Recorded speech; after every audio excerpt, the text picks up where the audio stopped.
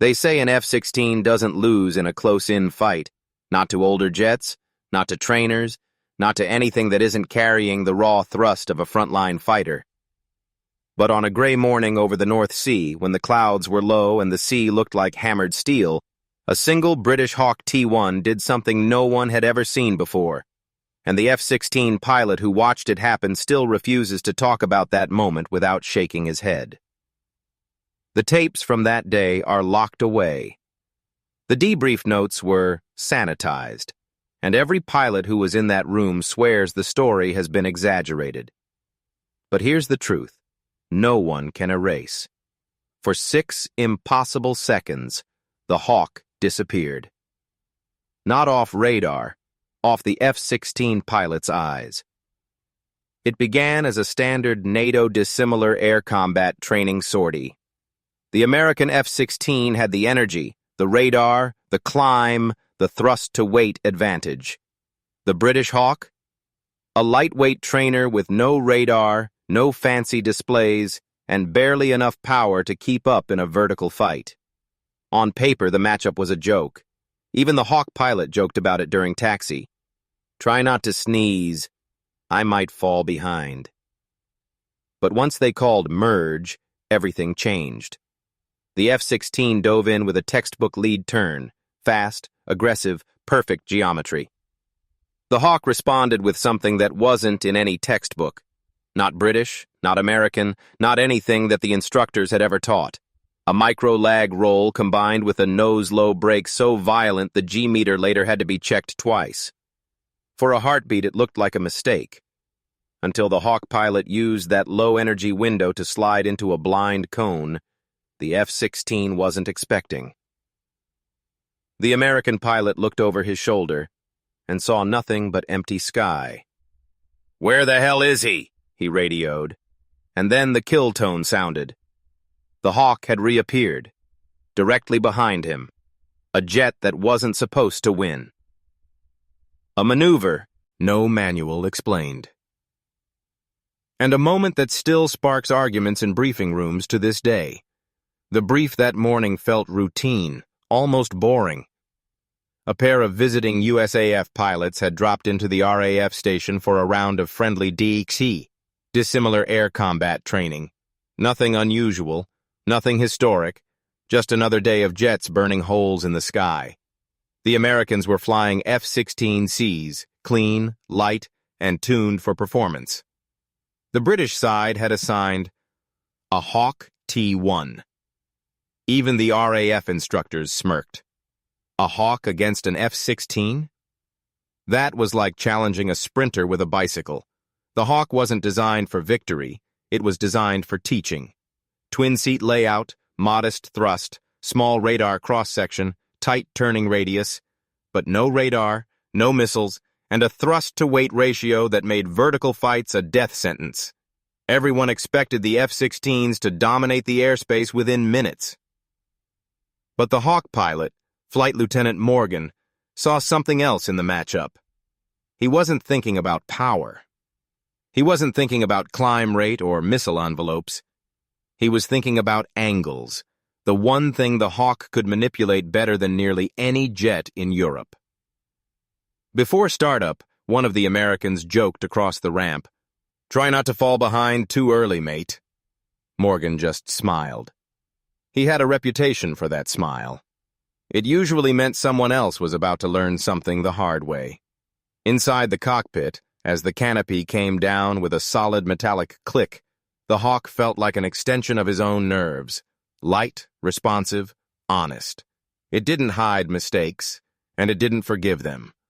But in the hands of someone who understood airflow like a second language, the Hawk could dance in ways most frontline fighters weren't ready for.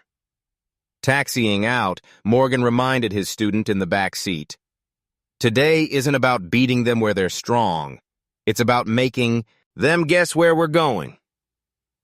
The pair lined up on the runway behind the Americans. The low North Sea winds rolled heavy clouds across the horizon, cutting sunlight into silver shards. Perfect visibility for a fight where sight and timing meant everything. Takeoff was clean. The F-16s thundered ahead, climbing like spears toward the training area. The Hawk followed, unhurried but deliberate. Morgan wasn't rushing. He knew exactly where this was headed. At the merge, timing would matter more than thrust, and that was the one arena where the Hawk had a secret advantage nobody respected. 10 miles from the coastline, the airspace opened into a cold, empty arena of layered cloud and pale sunlight. This was the fight box, sterile, controlled, and isolated from the rest of the world.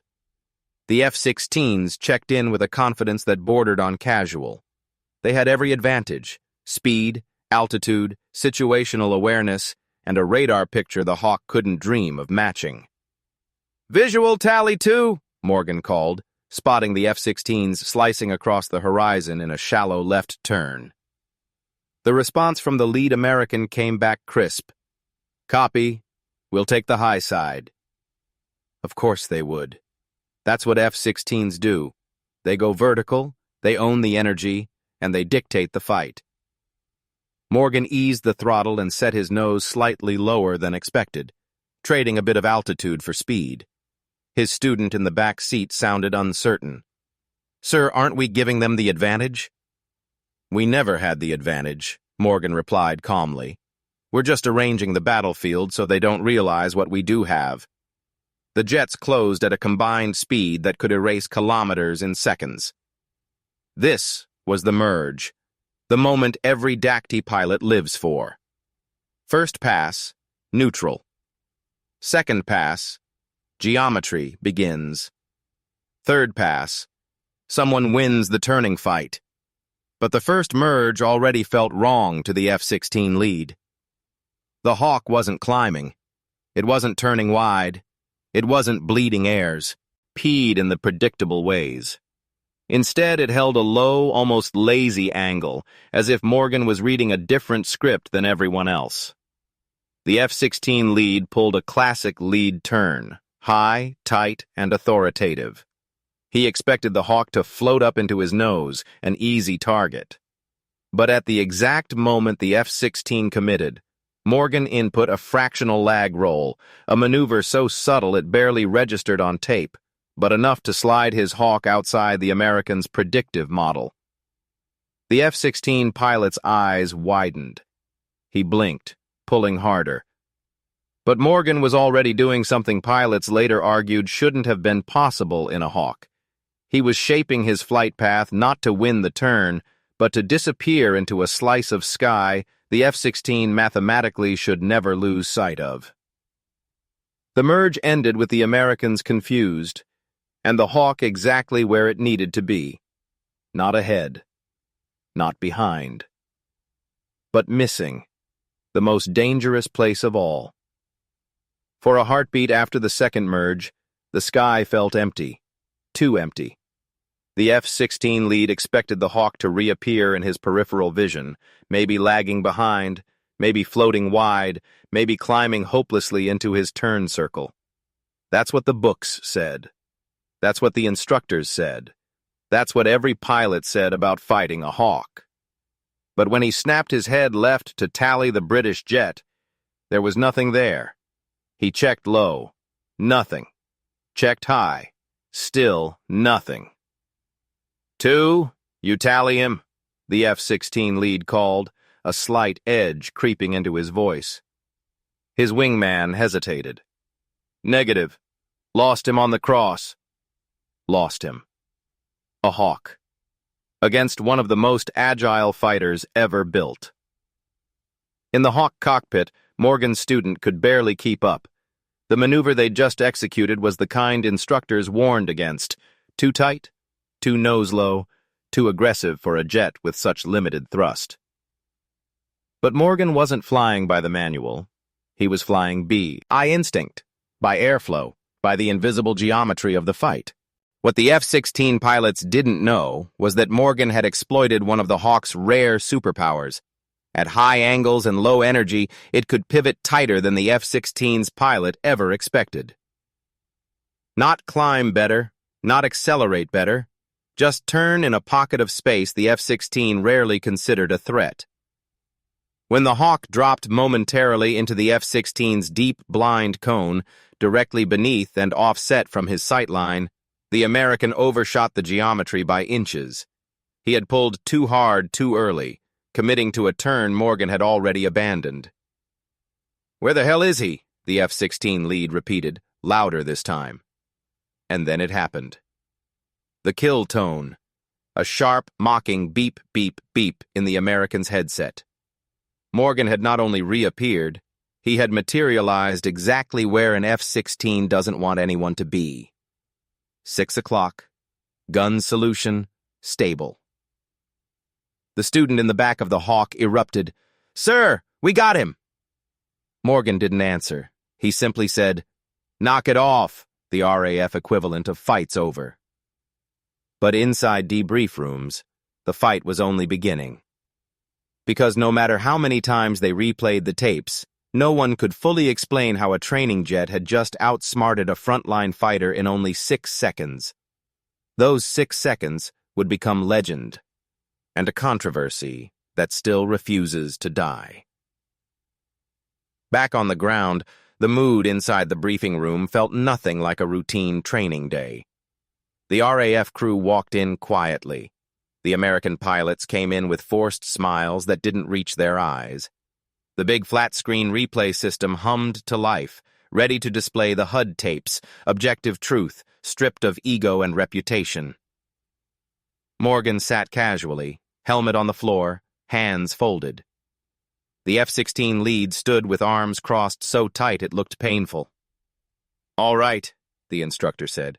"Let's see what happened at the second merge." The room dimmed. The footage rolled. On the F-16 HUD, the Hawk appeared small and predictable at first, exactly what everyone expected. The Americans nodded. So far, the film matched their memory. But then the merge hit. The Hawk dipped a few degrees lower than expected, rolled in an almost imperceptible lag move, and vanished beneath the F-16's nose for a split second. "Freeze it right there," Morgan said. The instructor paused the frame. The timestamp blinked. 06:12:09. "Now look at your turn rate," Morgan continued. "You pulled early." "It was textbook," the F-16 lead snapped back. "Textbook for a jet fighting something with power," Morgan replied calmly. "Not for something with agility." A low murmur rolled across the room. The tape resumed. For 2 agonizing seconds, the F-16's camera showed nothing but empty horizon and cloud, because the Hawk was in the one place even a seasoned Viper pilot rarely considered, a tight, nose-low blind cone that exploited the F-16's own geometry. Then the next frame appeared. The Hawk. Directly behind the F-16. Guns pipper solid, kill tone screaming. The room erupted. "That's impossible," the American wingman muttered. "Then explain it," Morgan said, still composed. They rewound. They fast-forwarded. They froze frames until the pixels blurred. The instructor even brought up a secondary angle from the Hawk's internal camera. Every replay showed the same thing. The F-16 committed early, the Hawk rotated tighter than the model predicted, and Morgan executed a maneuver the manuals didn't account for. One of the Americans finally sighed. "Look, maybe the sim just doesn't model this matchup correctly." Morgan smiled. "It models it fine. It just doesn't model me." There was no scoreboard posted, no public record. But every pilot in that room knew what had happened. A British trainer had outfoxed one of the world's most respected fighters, and the debate was only getting loose. Their news travels fast on a fighter base, faster than radio calls, faster than briefings, faster even than the jets themselves. By the time Morgan walked back across the tarmac toward the Hawk, still warm from the sortie, half the RAF station already knew something had happened. They just didn't know how big it was. 2 Tornado pilots were leaning on a tug vehicle when Morgan passed. One called out, "Heard you made an F-16 disappear today." Morgan didn't break stride. "Just helping them check their blind spots," he said. But inside the American detachment's temporary office, it was chaos. Quiet chaos, the worst kind. The F-16 lead was pacing, hands on hips, replaying the dogfight in his mind like a stuck record. His wingman was scrolling through flight data as if a hidden glitch might magically excuse the outcome. Their crew chief peeked in at one point and whispered, "You guys okay?" Neither answered. Because the one thing every fighter pilot hates more than losing is losing in a way they can't explain. By mid-afternoon, phones were buzzing across NATO units. A Dutch F-16 pilot texted, "Is it true a Hawk bagged a Viper?" A German Typhoon pilot wrote, "Send tape, don't lie." Even an Italian AMX pilot chimed in, "Finally a jet slower than mine beating somebody." The Americans tried, unsuccessfully, to downplay it. It wasn't a real engagement. He just got lucky geometry. The Hawk turned inside the modeling error. But every RAF pilot knew better. They had flown against Morgan. They had seen him do things with a Hawk that made instructors shake their heads and laugh nervously. One of the senior British QFIs finally said what everyone else was thinking. An F-16 shouldn't lose that fight, unless the other pilot is doing something he hasn't seen before. By evening, the story had evolved into a legend. A British Hawk didn't beat an F-16, it embarrassed it.